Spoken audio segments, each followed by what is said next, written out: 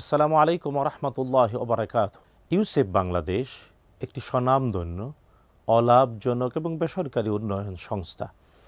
বাংলাদেশের স্বাধীনতার পরপর 1972 সনের কার্যক্রম শুরু হয় এদেশের সুবিধাবঞ্চিত শিশু কিশোরদের শিক্ষা এবং কর্মসংস্থানের ব্যবস্থা করার জন্যে। ইউসেফ বাংলাদেশ এরই মধ্যে ধর্মপ্রাণ মুসলমানদের বছরে একবার প্রদত্ত জাকাত যথাযথভাবে ব্যয় করে এমন সুবিধাবঞ্চিত মুসলিম পরিবার এবং নাগরিকদের সহায়তা করছে, দারিদ্র্য বিমোচনে যথাযথ কর্মক্ষম ভূমিকা রাখছে।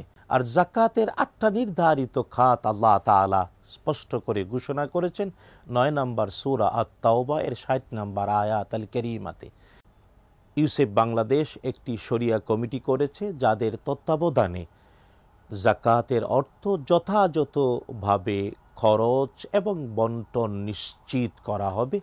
আমি নিজেও ওই শরিয়া বোর্ডের একজন হিসেবে আপনাদের সবার কাছে আপিল করছি, আমাদের যাদের জাকাত দান সদকা রয়েছে, ইউসেফ বাংলাদেশকে এই জাকাত খরচের সহযোগিতায় এগিয়ে আসব এবং এদেশের অনেক অসহায় শিশু কিশোর যুবক আর নারীদেরকে দারিদ্র্যমুক্ত সুন্দর জীবনের স্বাদ আস্বাদনে সহযোগিতা করব।